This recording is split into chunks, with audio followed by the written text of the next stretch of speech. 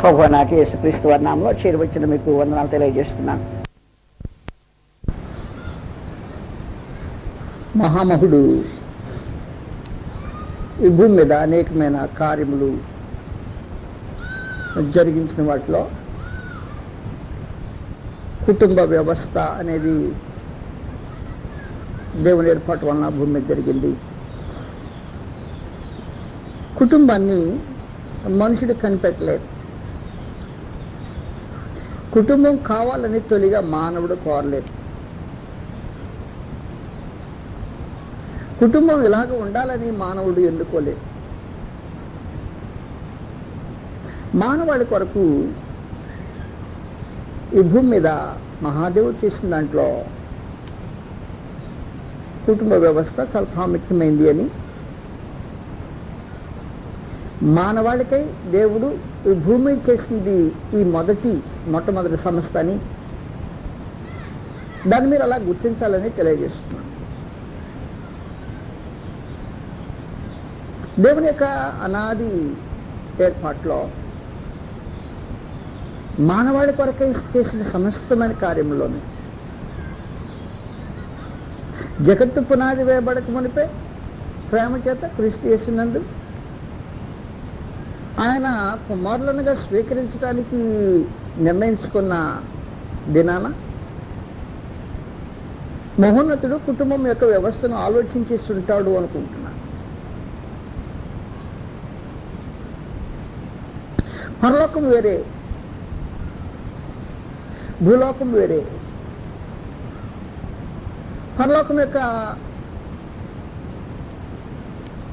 నమూనాలోనే, దాంట్లో ఉండే పరిస్థితుల్లోనే భూమి మీద లేని పరిస్థితులు ఉన్నాయి. లూకాసు వార్తలో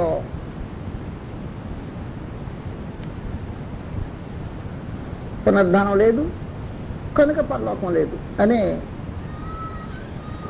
పునరుద్ధానం లేదు కనుక ఇక మీద చనిపోయిన తర్వాత భూమి మీద మనుషునికి జీవించి అయిపోయిన తర్వాత ఇంకేమీ లేదు అనే భ్రమపడే భక్తిహీనులైన, స్వార్థపరులైన, భూ సంబంధులైన, పదార్థ సంబంధులైన వాదులు, సద్దుకాయలు ఉండేవాళ్ళు. వారు మెటీరియలిస్ట్ అంటే ఏమన్నమాట? భౌతికవాది. ఈ భౌతికవాది యొక్క వాస్తవం ఎంతవరకు అంటే భూమికి మాత్రమే పరిమితి చేయబడింది. తన కళ్ళు ఎప్పుడు ఆకాశంలో పెట్టి అదృశ్యుడకు దేవుని కానీ అదృశ్యమైన వాస్తవాలను దగ్గర గమనించడానికి ఆలోచించేసిన వాడు కాడు. కళ్ళు పైకెక్కితే అదృశ్యుడకు దేవుడు మనుషునికి అర్థమవుతుంటాడు. కారణం ఏమంటే అనేకసార్లు మీకు తెలియచేసినట్టు కీర్తనల 19:1 ఆకాశములు దేవుని మహిమను వివరించుతున్నవి, అంతరిక్షము ఆయన చేతి పని ప్రచురపరచు. అంతరిక్షంలో దేవుడు కనిపిస్తాడని కాదు, దేవుని చేతి పనులు కనిపిస్తుంటాయి. ఆకాశంలో దేవుని ప్రసన్నత ఉంది అని కాదు, ఆకాశంలో దేవుని మహిమ వివరించబడుతుంది. మహోన్నతుడు ఎంత ఘనుడు అంటుంది ఆకాశం.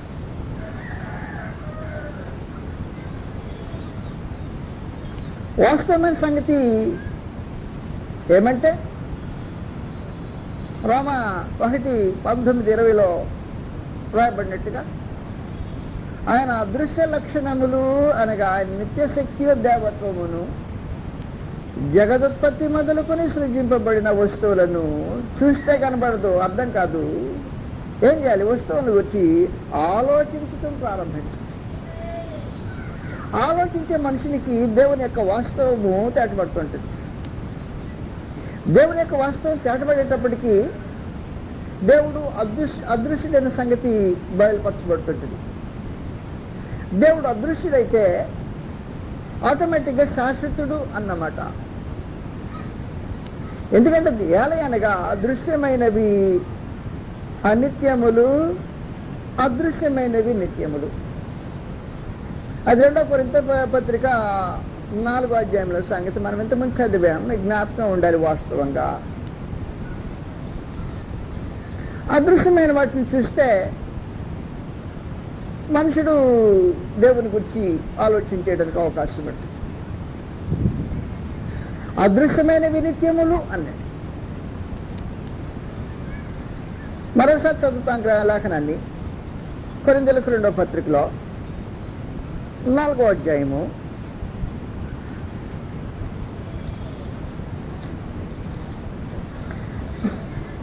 'కావున మేము అధైర్యపడము' 16వ వచనం నుండి. కొరింథీ 2వ పత్రిక 4వ అధ్యాయం 16వ వచనం నుండి. మా బాహ్య పురుషుడు కృషించుచున్నను,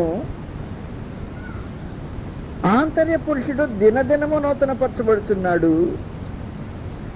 మేము దృశ్యమైన వాటిని చూడక అదృశ్యమైన వాటిని నిదానించి చూచుచున్నాము గనుక క్షణమాత్రముండు మా చులకని శ్రమ అంతకంతకు ఎక్కువైన మహిమాభారమును కలుగు చేయుచున్నది. ఆ తర్వాత వాస్తవం తెలియజేస్తుంది. ఏలయనగా దృశ్యమైనవి అనిత్యములు, అదృశ్యమైనవి నిత్యములు. దృశ్యమైన భూమి ఆకాశములకు వెనుక మహాదేవుడు, అదృశ్యుడైన దేవుడు ఉన్నాడు కనుక భూమి ఆకాశములు నిత్యమైనవి కావు. వాటిని సృజించిన వారిని గురించి ఆలోచన చేస్తుంటే అదృశ్యమైన దేవుడు ప్రత్యక్షమవుతుంటాడు. అదృశ్యుడైన దేవుడు ఆయన శాశ్వతమైన వాడు అన్నమాట. దేవుడు అదృశ్యమైన వాడు కనుక శాశ్వతుడు అనుకుంటే, మనుషుడా మనము మన స్వరూపమందు మన పోలిక చొప్పున నరులను చేయుదామన్నప్పుడు నేను మీకు గతంలో తెలియజేసినట్టుగా దేవుని స్వరూపము అదృశ్యమైనది. అదృశ్యమైందంటే శాశ్వతమైంది. మనుషుడు దేవుని యొక్క స్వరూపంలో చేయబడ్డాడు కనుక మనుషుడు కూడా దేవుడు అదృశ్యుడైనట్టు మనుషుడు కూడా అదృశ్యుడే. అదృశ్యుడైన కారణాన మానవుడు కూడా శాశ్వతమైన వాడే. మానవుడు శాశ్వతమైన వాడు అని చెప్పినప్పుడు నేను బాహ్య పురుషుని గురించి మాట్లాడట్లా. ఆంతర్య పురుషుడు ఉన్నాడు, వాడు శాశ్వతమైన వాడు. ఆంతర్య పురుషుడు శాశ్వతమైన వాడి కొరకేమో పరలోకము, బాహ్యంగా కనిపించే వాడి కొరకేమో భూలోకం. కనుక మహాదేవుడు ఏర్పాటు చేసినప్పుడే వేరు చేసి పరలోకము ఆంతర్య పురుషుని కొరకు, భూలోకము బాహ్య పురుషుని కొరకు చేశాడు. బాహ్య పురుషుని కొరకు భూమి మీద భూలోకం చేసిన తర్వాత శాశ్వతమైన దాన్ని మనుషుడు ఆలోచించేయలేని ఒక దుస్థితిలో దిగిపోయి కేవలము శరీర సంబంధమైన వాటిని మాత్రమే మనస్కరించి లక్ష్య పెట్టి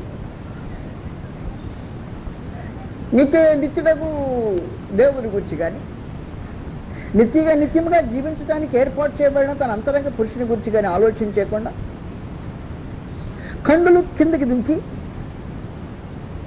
భూ సంబంధమైన వాటి మీద లక్ష్య పెట్టడం ప్రారంభించాడు. అందువల్ల ఏం జరిగిందంటే ఫిలిప్పీలకు రాసిన పత్రికలో 3వ అధ్యాయము, ఫిలిప్పీలకు 3వ అధ్యాయం 17వ వచనం నుండి, సహోదరులారా మీరు నన్ను పోలి నడుచుకొనిడి, మేము మీకు మాదిరి అన్న ప్రకారము నడుచుకున్న వారిని గురిపెట్టి చూడుడి. అనేకులు క్రీస్తు శిలువకు శత్రువులుగా నడుచుకుంటున్నారు. వీరిని గురించి మీతో అనేక పర్యాయములు చెప్పి ఇప్పుడును ఏడ్చుతూ చెప్పుచున్నాను. కారణం ఏమంటే నాశనమే వారి అంతము, వారి కడుపే వారిది. శాశ్వతుడకు అదృశ్యుడకు దేవుడు లేడు వారికి నిజంగా. అందువల్ల కళ్ళు పైకెత్తి ఆకాశములు దేవుని మహిమను వివరిస్తుంటే వాటిని చూచి వాటి వెనుకుండే మహామహుడకు దేవుని శాశ్వతుడకు వాడిని చూసేదానికి బదులుగా కళ్ళు దించి కిందకు చూసేటప్పటికి వాడు దేవుడు కనపడుతున్నాడు. కళ్ళు దించి చూస్తే కళ్ళు దించి చూసే దేవుడికి కనపడే దేవుడు ఎవరంటే వారి కడుపే వారి దేవుళ్ళకి కనపడు. నాశనమే వారి అంతము, వారి కడిపేవారు దేవుడు. అప్పుడు వారి బుద్ధి కూడా మారిపోయింది. ఏం చేశాడంటే, వారు తాము సిగ్గుపడవలసిన సంగతులందు అతిశయపడుతున్నారు. భూ సంబంధమైన వాటి ఎందే మనసు. అందువల్ల కేవలము మనుషుడు శరీర సంబంధి అయి, భౌతిక సంబంధి అయి, పదార్థ సంబంధి అయి, కేవలము పదార్థానికి మాత్రమే ప్రాముఖ్యత ఇచ్చి దాన్ని చూసేవాడు కడుపును చూసుకున్నాడు, క్రింద చూసుకుంటా ఉన్నాడు. కళ్ళు పైకెత్తి ఆలోచన చేస్తే వేరే సంగతులు బయటపడుతుంది. కళ్ళు కిందకి దించేటప్పటికీ కనపడేదేమో అయ్యా చూస్తా ఉండేది. అందువల్ల మహాదేవుడు ఈ భూమి మీద మనిషిని దేనికి వరకు చేశాడో అనే సంగతి అర్థం కాకుండా కేవలము పదార్థమయ సంబంధమైన వాటి మీద మనసు పెట్టి తిరుగుతూ కాలం గడుపుతున్నాడు. ఈ పదార్థ సంబంధమైన దాన్ని కూడా చేసింది మహాదేవుడే. ఈ భౌతిక సంబంధమైన దానికి, పదార్థ సంబంధమైన దీనికి ప్రత్యేకమైన లక్షణాలు పెట్టాడు. పరలోకంలో జరగని కొన్ని సంగతులను భూలోకంలో ఏర్పాటు చేసి పెట్టాడు. పరలోకంలో జరగని సంగతులు భూమి మీద జరిగేదేమంటే వివాహములు, దాంతో పాటు వచ్చే సంసార జీవితము, దానికి ప్రతిఫలంగా కలగబోయే గర్భఫలము, ఇది భూమి మీద అవసరం. ఇది భూమికి పరిమితి చేయబడింది, పరలోకంలో ఉంటుంది.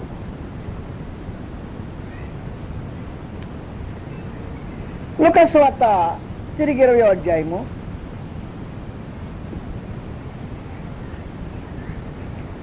పునరుద్ధానం లేదు కనుక భూమి, ఈ సంబంధమైన దినాలు గడిచిపోయిన తర్వాత ఏది లేదు అని భ్రమపడే సర్దుకోలేక మెటీరియలిస్టిక్ ఫిలాసఫీ, ఈ మెటీరియలిస్టిక్ ఫిలాసఫీ వారి తత్వము స్థాపించుకోవడానికి ప్రయత్నం చేస్తున్నారు.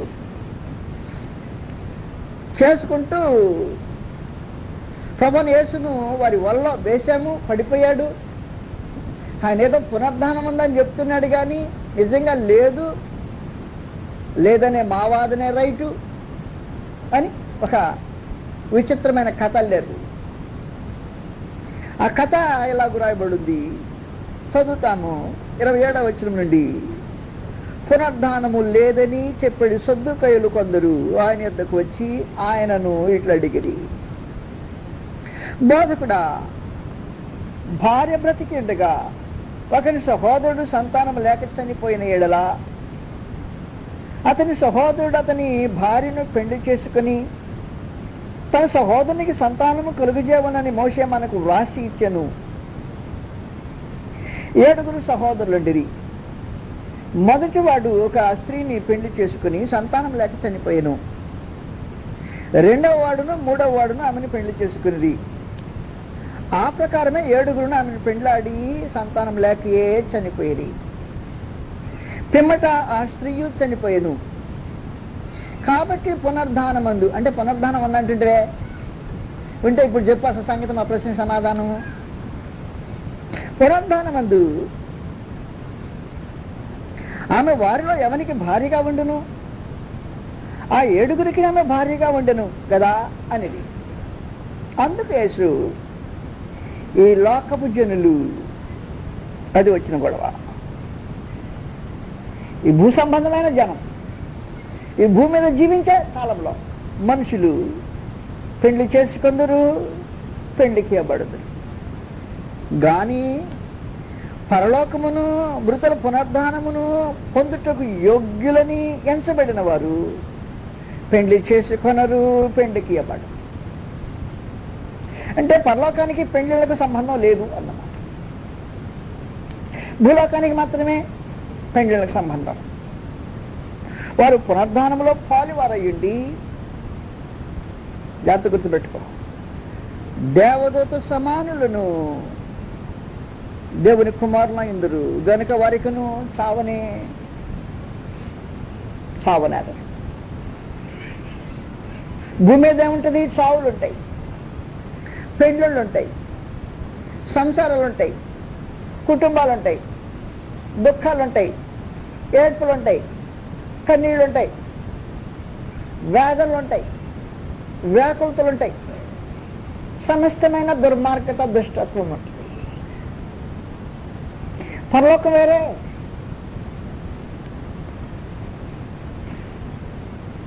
పునర్ధానమును పరలోకమును పొందటానికి యోగ్యులుగా ఎంచబడిన వారు పరలోకంలో పెండ్లికి ఇవ్వబడరు, పెండ్లి చేసుకోరు. అంటే దేవదూతల్లో పెండ్లికి ఇచ్చేది పుచ్చుకునేది ఉంటుందన్నమాట. దేవుని సముఖంలో ఎంతమంది దూతలు కావాలని మహాదేవుడు ఉద్దేశించాడో అంతమందిని సంఖ్యను ఏర్పాటు చేసుకుని అంతమందిని చేసుకుని అక్కడ పెట్టుకున్నాడు. అందువల్ల మళ్ళా స్త్రీ పురుషులుండి పరలోకంలో వివాహాలు చేసుకొని ఆ తర్వాత సంసారాలు చేసి బిడ్డలను కానీ పరలోకాన్ని నిందించబోటల్లా అట్టుగా పరలోకం నిండి. పెండ్లిళ్ళు అనేది పరలోకానికి దూరమైంది. పెండ్లిళ్ళు పరలోకానికి సంబంధం లేనిది. పరలోక వ్యవస్థ వేరుగా ఉంటుంది, భూ సంబంధమైన వ్యవస్థ వేరుగా ఉంటుంది. ఈ భూ సంబంధమైన వ్యవస్థలో మహోన్నతుడు ఆయన ఏర్పాటుని బట్టి వివాహం అనే దాన్ని ఏర్పాటు చేసి పెట్టాడు. ఎందుకు ఏర్పాటు చేసి పెట్టాడు అంటే భూమి మీద కావలసినంత మందిని ఆయన తన చేత్తో సృష్టి చేసి పెట్టలా. పరలోకంలో చేసుకున్నట్టుగా దూతగణాన్ని ఆయన ఏర్పాటు చేసుకున్నట్టుగా భూమి మీద మానవాళ్ళందరినీ తానే తన చేతితో నిర్మించలా. తను నిర్మించడానికి ఉద్దేశించింది ఒకటే ఒక విధానం. మనుషుల్ని పరలోకం తీసుకువెళ్ళాలనుకున్నప్పుడు ఆ తీసుకెళ్లేది దేవదూతల వలె తీసుకెళ్తుంటాడు. అంటే స్త్రీ పురుష భేదం లేకుండా తీసుకెళ్తుంటాడు.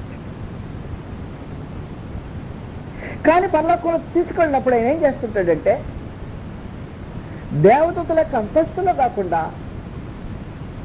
దేవుని కుమారుని యొక్క అంతస్తులో తీసుకెళ్తాడు. అందువల్ల ఇంకెక్కువ మంది దూతల కొరకు భూమి మీద మనుషులను ఆయన తయారు చేయాల. భూమి మీద మనుషులు ఎందుకు తయారు చేసాడంటే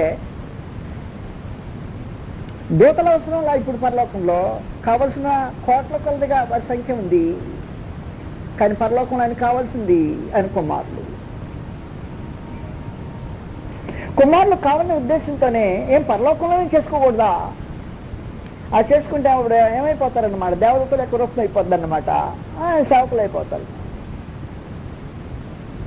కనుక ఆయన ఏం చేయదలుచుకున్నాడంటే భూమి మీద మానవాళిని తయారు చేసి ఈ మానవాళిని కుమారులుగా తీర్చిదిద్ది ఈ దిద్దిన రూపంలో తన కుమారులను పరలోకంలో అంగీకరించే ఉద్దేశం కలిగిన వాడే భూమి మీద అనేక మంది మనుషుల్ని తానే ఒంటరిగా చేయకుండా పురుషుని చేసి ఆదికాండం 2వ అధ్యాయం 15-18 వచనంలో నరుడు ఒంటరిగా ఉండుట మంచిది కాదు, వాని కొరకు సాటైన సహాయమును వాని కొరకు చేస్తా. సాటైన సహాయం చేద్దామన్నది నాన్న పురుషునికి సాటైన సహాయంగా ఉండేదానికి మహోన్నతుడు మరొక పురుషుని తయారు చేయాల. ఇద్దరు కలిసి ఎక్కడికైనా కలిసి వెళ్తారు, కలిసి పనిచేస్తారు, కలిసి శత్రువులు ఎదుర్కొంటారు, లేకపోతే కలిసి కార్యక్రమాలు జరిగిస్తారు అని సాటైన సహాయంగా ఆలోచన చేసిన మహాదేవుడు పురుషునికి బదులుగా మరొక పురుషుని సాటిగా చేసి మీ ఇద్దరు కలిసి జీవించండి అని ఉద్దేశించాల. అందువలన పురుషుడు పురుషునికి సాటి అయిన సహాయంగా ఉండలేడు అన్నమాట దాని అర్థం. భూమి మీద జంతువులు ఉన్నాయి, ఆకాశంలో పక్షులు ఉన్నాయి, అడవిలో మృగాలు ఉన్నాయి, నీళ్ళలో చేపలు ఉన్నాయి.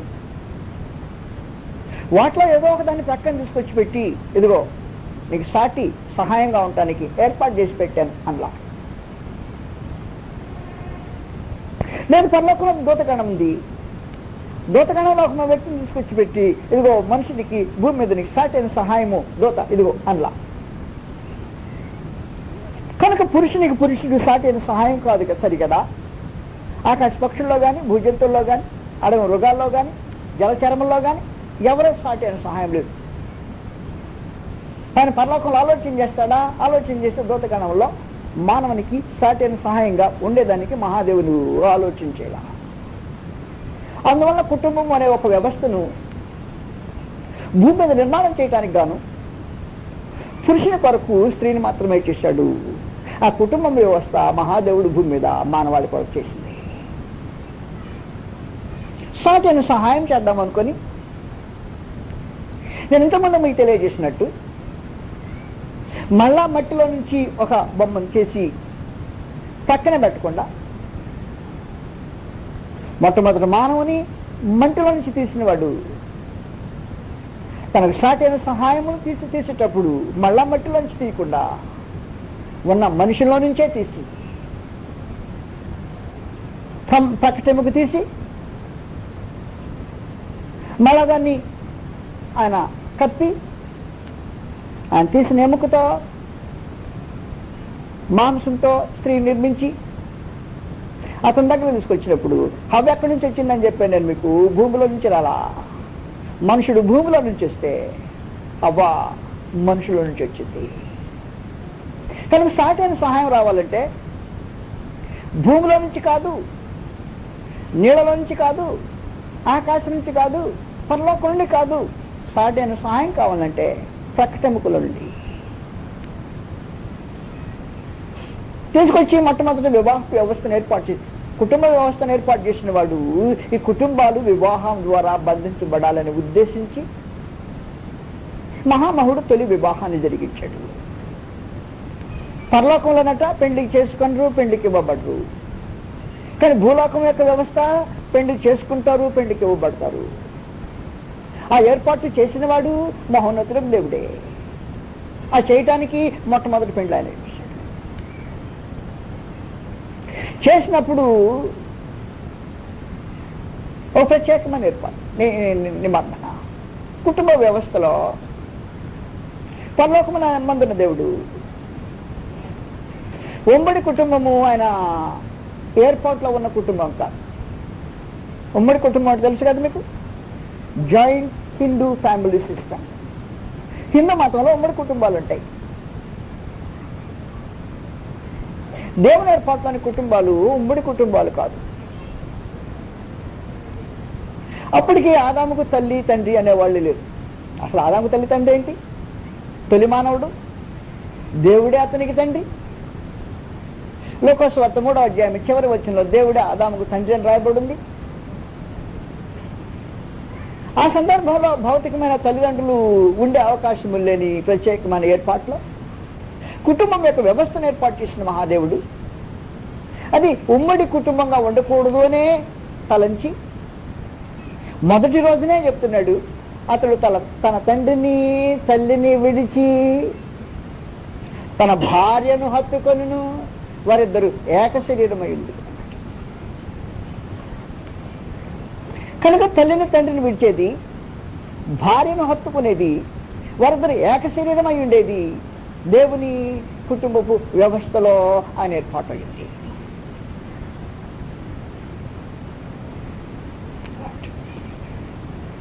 ఇలాంటి కుటుంబ విధానాన్ని మహాదేవుడే ఉద్దేశించాడు. ఆదికాండం 3వ అధ్యాయము మీకు కళ అని మనం వస్తే 2వ అధ్యాయం చదువుతాము. తల్లిని తండ్రిని విడిచే ఈ కార్యక్రమం ఉమ్మడి కుటుంబం లేదు అంటే మీకు సమస్య వస్తే గ్రంథం చూస్తాం అన్నమాట. ఏం సమస్య లేదు దాంట్లో.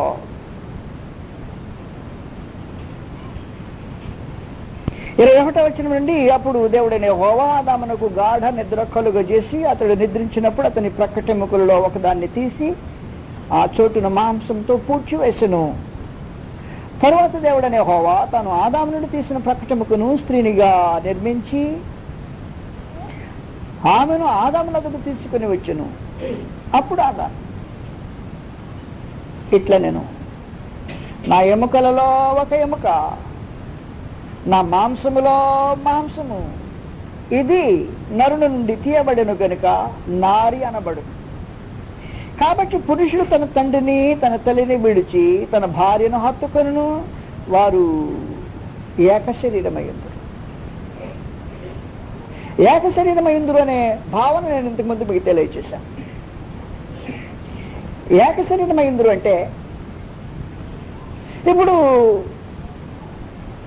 ఆదాము ఒక వ్యక్తి, ఆదాము ప్రక్కటి నుండి ఎముక నుండి తీయబడిన హవ్వ మరొక వ్యక్తి. ఇద్దరు దగ్గరకు వచ్చారు. మహోన్నతుడు వివాహం చేశాడు. వివాహం చేసిన వెంటనే ఆదాము కొద్దిగా తగ్గి హవ్వ కొంచెం తగ్గి ఒక ప్రక్కనే మగోడు, ఒక ప్రక్కన ఆడమనిషి కాల, అంటే సగం మగ సగం ఆడగాల జాయింట్ అయితే. లేదు ముందు మగాడు వెనక ఆడమనిషి నడిచిపోతుంటే ముందు కనపడుతుంది, ముందు పోతేనేమో మగాడు కనపడతాడు, వెనక పోతే ఆడమనిషి కనపడుతుంది. అలాగే ఏర్పాటు చేయలేం. ఏక శరీరం అంటే అది కాదన్నమాట. దేవుని యొక్క ఏర్పాట్లో ఏక శరీరం అంటే పలుమార్లు మీకు చెప్పి మళ్ళీ చెప్తున్నా, ఈయన రెండు చేతులు కలిసాయి, ఈయన రెండు చేతులు కలిసాయి, లేదు తకామని రెండు చేతులు కలిపి కొట్టా, నష్టమా కీడు జరిగిందా? లే. నా రెండు చేతులు కలిపితే ఎలాగూ ఏక శరీరమై పరిశుద్ధమైనదై నిర్దోషమైనదై ఇప్పుడు నా రెండు చేతులు జోడించి మీకు నమస్కారం చేశాను.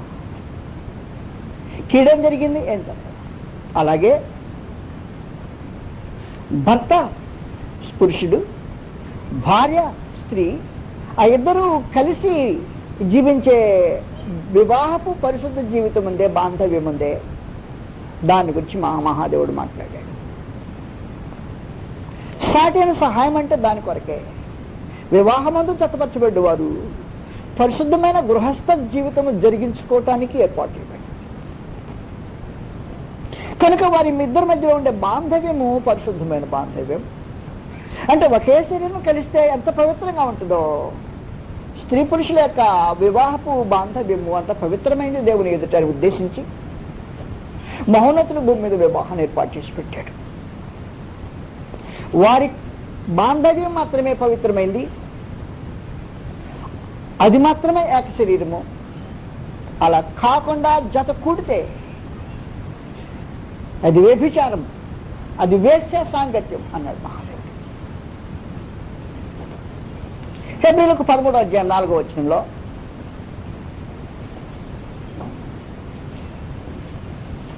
పెళ్లి కార్డుల మీద దాదాపుగా అప్పుడప్పుడు మనుషులు వేసుకుంటుంటారు. దాన్ని ఏం రాయబడింది అంటే, వివాహము అన్ని విషయములలో ఘనమైనదిగాను పానుపు నిష్కల్మషమైనదిగాను ఉండవలెను. అయితే తర్వాత చెప్తున్నాడు ఆయన వ్యభిచారులకును వేశ్య సంగులకును తీర్పు తీర్చును. వ్యభిచారమైన వేశ్య సాంగత్యమైన భార్య భర్తల మధ్యలో ఉండే పవిత్ర బాంధవ్యమైన శరీరపు కలయికు సంబంధించిన మాత్రము ఒకే కార్యక్రమం. శరీర కలయికలో భేదం ఉండదు. కానీ మహాదేవుడు అంటున్నాడు, ఇది మాత్రమే ఏక శరీరము నా ఎదుట పవిత్రమైంది, నిష్కల్మషమైనది. ఈ రెండు చేతుల కలయిక ఒక కలయికలాగా. కానీ ఆ స్థలంలో తన పురుషునికి బదులుగా మరొక పురుషుడు ఉంటే అది వేశ్య సాంగత్యం. తన స్త్రీకి బదులుగా ఓ మరొక స్త్రీ ఉంటే వ్యభిచారం. అలాంటి దాన్ని మాత్రం సహించను. వివాహము పరిశుద్ధమైనది, అది భూమి మీద నేను ఏర్పాటు చేసిన వ్యవస్థ, పరిశుద్ధపు దేవుని యొక్క ఏర్పాటు. అది పరిశుద్ధపు దేవుని ఏర్పాటులో వివాహాన్ని ఎంతవరకు, వివాహ బాంధవ్యాన్ని ఎంతవరకు గౌరవించి ఆయన ఘనపరిచాడు అంటే, మీ ఇద్దరికి ఉండే సహజమైన వాంఛలు తీర్చుకునే భావన కలిగినప్పుడు మీరు ప్రార్థన గురించి కూడా ఆలోచించాల్సిన అవసరం లేదు అన్నాడు.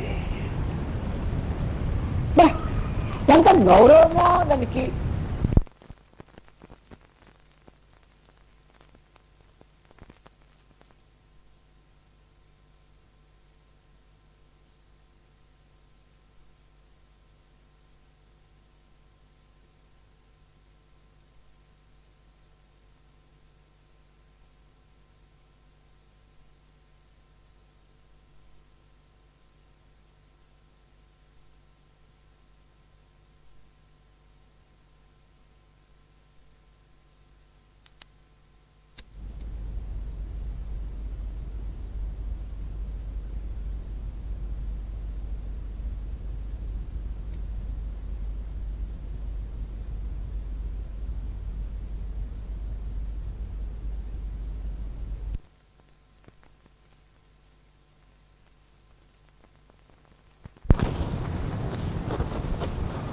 హెబ్రీలకు 13వ అధ్యాయం అనుకున్నాం. హెబ్రీ 13వ అధ్యాయం 4వ వచనంలో వివాహము అన్ని విషయంలో ఘనమైనది గాను పానుపు, ఈ పానుపు అనేది భార్య భర్తలు వివాహమందు జతపరచబడిన తర్వాత మహాదేవుని యొక్క ఏర్పాటును బట్టి ఏక శరీరంగా ఉండే పడక అన్నమాట. అది నిష్కల్మషమైనదిగాను ఉండవలను అన్నాడు. ఆయన వ్యభిచారులకును వేశ్యాసంగులకును తీర్పు తీర్చును అని తెలియజేశాడు. వ్యభిచారులు, వేశ్యాసంగులు, ఇది దేవుని సంకల్పంలో లేని కార్యక్రమం కనుక సంసారంలో వివాహమందు పవిత్రమైన ప్రేమాబంధాన్ని మాత్రమే మహోన్నతుడు అంగీకరిస్తాడే తప్ప మనుషులకు శరీరంలో ఏవైనా భావనలు, కోరికలు కలిగాయి అని ఆలోచన కలిగి ఉంటే ఈ కుటుంబ వ్యవస్థకు విరోధంగా బయట ఏమి చేసినా పరలోకపు దేవుడు అంటాడు అది వ్యభిచారము, అది వేశ్య సాంగత్యము, అది నేను తీర్పు తీర్చుతానంటాడు. ఈ వ్యభిచారము, వేశ్య సాంగత్యము లేకపోతే జారత్వము అనేది జరగకూడదు అని మహాదేవుడు భూమి మీద ఏర్పాటు చేసిన ఉద్దేశాల్లో ప్రాముఖ్యమైంది. రక్తమాంసంలో జీవించే మానవుల కొరకు సంసారం అనేది దైవ ఏర్పాటు అనే సంగతి మీకు తెలియచేశా. ఈ శరీరం యొక్క సహజమైన స్వభావం ఎలాగుంటుందో ఆ స్వభావాన్ని ఏర్పాటు చేసింది మహాదేవుడు కనుక దానికి కావలసిన సహజమైన వాటినే ఆయన సిద్ధపరిచి పెట్టున్నాడు. ఆయన సిద్ధపాటులో ఆయన ఏమంటాడంటే 1 కొరింథీ 7వ అధ్యాయం అనుకున్నాం, జరత్వాలు జరగకూడదు అని మహాదేవుని యొక్క ఆలోచన. మానవునికి దేహం ఉంది వాస్తవమే, స్త్రీ పురుషులకు దేహం ఉన్నా వారు ఏక శరీరంగా ఉండాల్సిందే తప్ప ఏక శరీరం యొక్క హద్దులు దాటి పరశరీరానుసారులై ఉండటము ఆయన ఇష్టపడే కార్యం భూమి మీద. దాని కొరకు వివాహాన్ని ఏర్పాటు చేసి పెట్టాను అని చెప్తాడు ఆయన. 7వ అధ్యాయము స్త్రీని ముట్టకుండా మొదటి నుండి పురుషునికి మేలు అయినను జారత్వములు జరుగుతున్నందున ప్రతివానికి సొంత భార్య ఉండవలెను, ప్రతి స్త్రీకి సొంత భర్త ఉండవలెను, భర్త భార్యకును అలాగుననే భార్య భర్తకును వారి వారి ధర్మములు నడపవలెను. భర్తకే గాని భార్యకు తన దేహము పైన అధికారం లేదు, అలాగున భార్యకే గాని భర్తకు తన దేహం పైన అధికారం లేదు. భార్య భర్తల యొక్క బాంధవ్యంలో దేహములు ఒకరి దేహము ఒకరు కొనుక్కున్నట్టే. పురుషునికి తన దేహం పైన తనకు అధికారం లేదు, తన భార్యకు ఉందిట. భార్యకు తన దేహం పైన తనకు అధికారం లేదు, తన భర్తకు ఉందిట. ఇలాంటి బాంధవ్యంలో మహోన్నతుడు అంటున్నాడు, శరీరంలో సహజమైన పవిత్రమైన వాంఛ కలిగింది అంటే నాకు ప్రార్థన చేయాలి అనే భావన కూడా వదిలిపెట్టి మీ పవిత్రమైన ప్రేమాబంధంగా ఉండవచ్చు అని ఆయన తెలియజేస్తూ ఈ సంగతులు ఇలా రాసిపెట్టాడు. కింద చదివితే ఈ సంగతి మీకు అర్థమవుతుంది.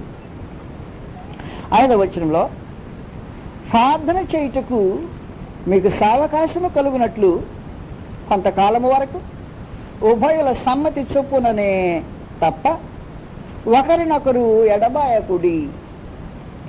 ఉభయుల సమ్మతి చొప్పుననే తప్ప ఒకరినొకరు ఎడబాయకుడి.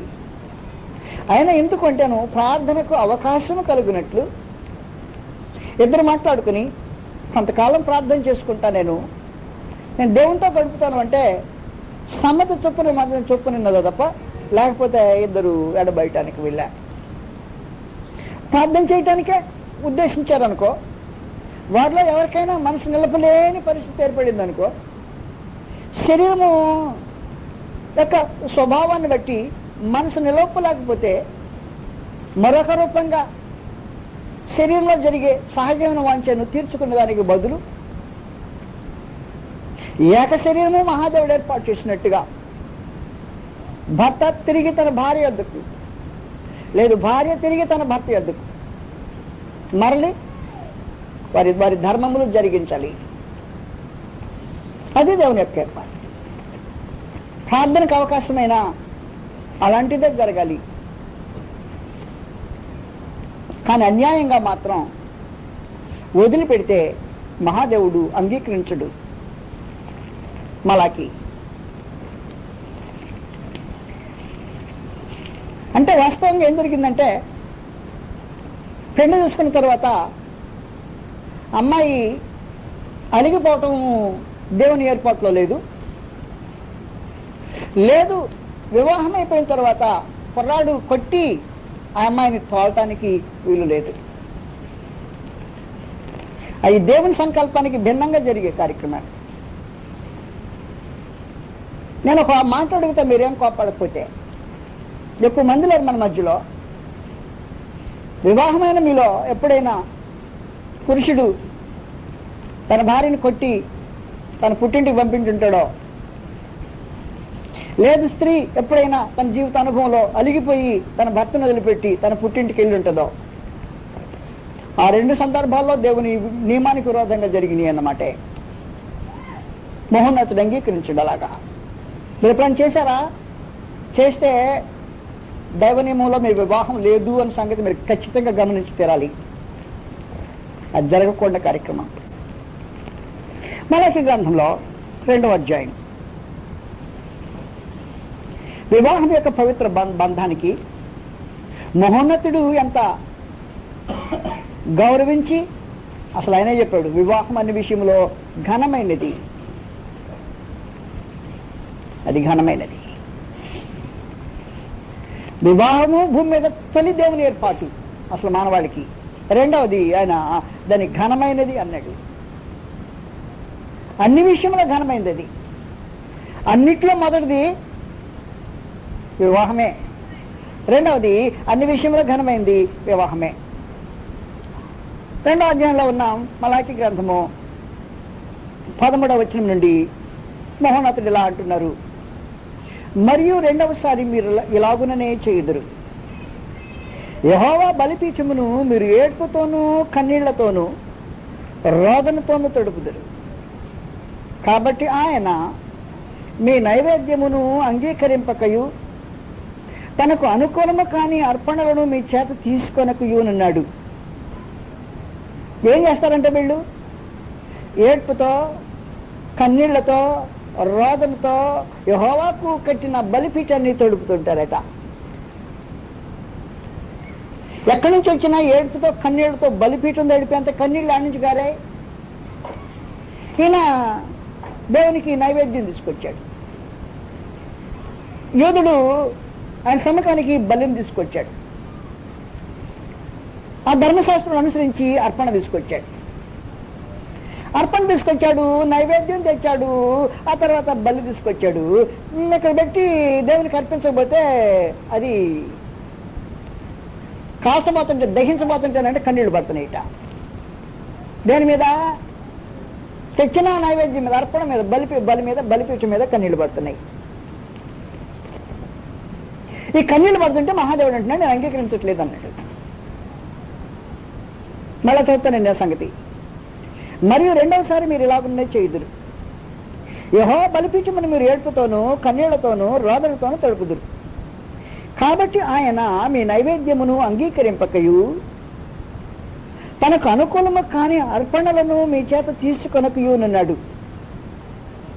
అది ఎందుకని మీరు అడుగగా, దత్త గుర్తుపెట్టుకో, యవ్వన కాలమందు నీవు పెళ్లి చేసుకుని అన్యాయముగా విసర్జించిన నీ భార్య పక్షమున యెహోవా సాక్షి ఆయను.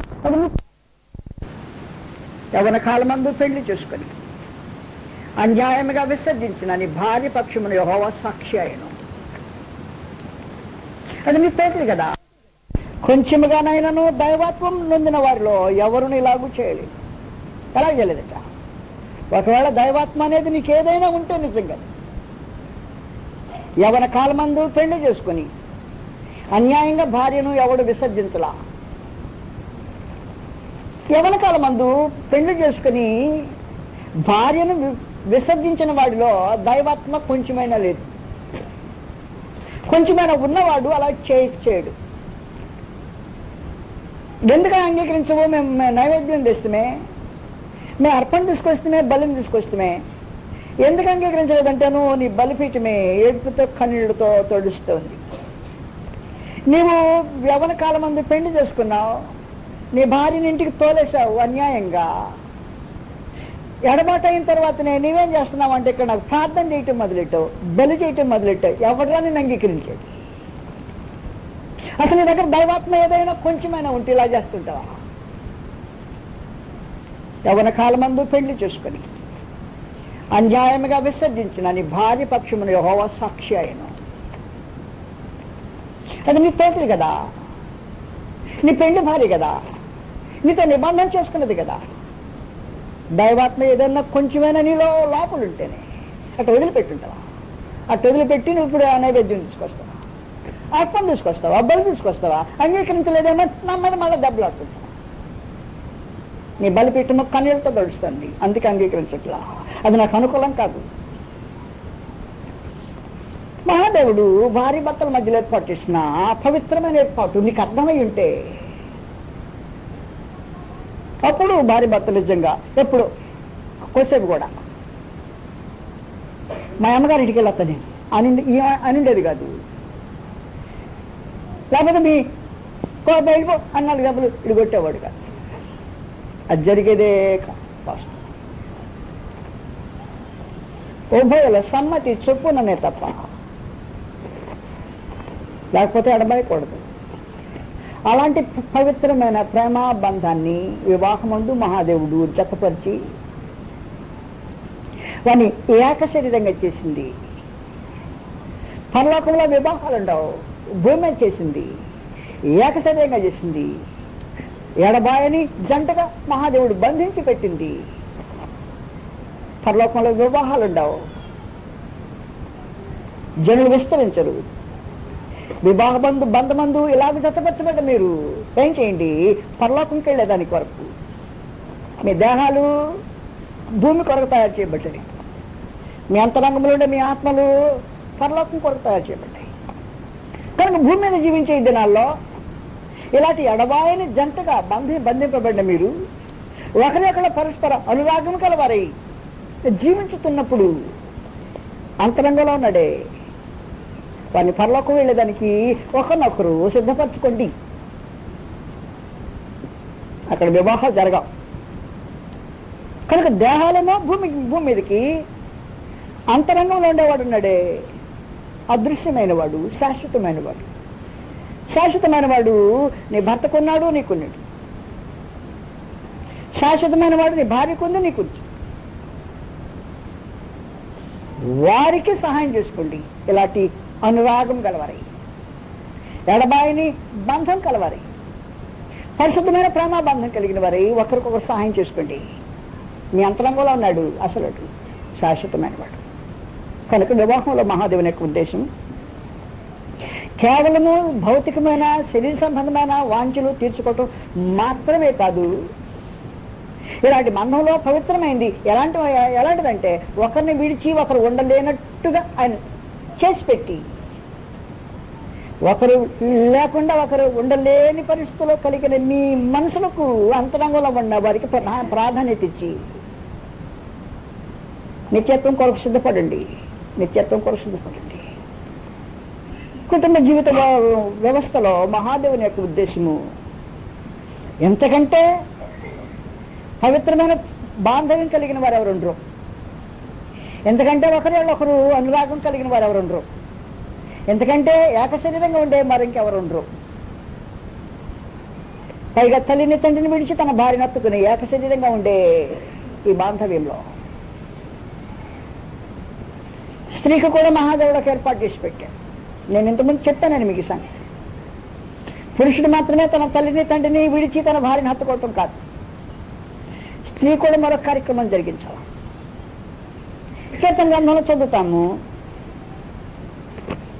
మాటి మాటికి ఈయనకి ఆ ఇంటి వాళ్ళే జ్ఞాపకం వస్తారు. ఆ ఇంటి వాళ్ళు అమ్మోళ్ళండి అయితే ఆ ముచ్చట చెప్పుద్ది.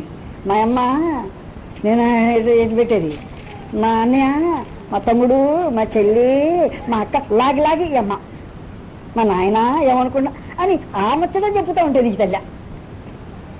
అసలు కుటుంబం వ్యవస్థ, మహాదేవుని యొక్క వ్యవస్థ తెలిసిందైతే మాటలు మాట్లాడుండదు. లాగి తీగల్లాగా చదువుతాం జాగ్రత్త గ్రంథం తీసి. అందుకే నేను చెప్పాను మీకు ఈ కుటుంబ సంసారం దవనీయంలో సంసారం ఎలా చేయాలని తెలియదు, మీకు తెలియదనే ఉద్దేశంతో ఈ సంగతిలో చెప్పాను మీకు. తీగల్లాగా అక్కల్లా. కీర్తన గ్రంథం 45వ అధ్యాయం.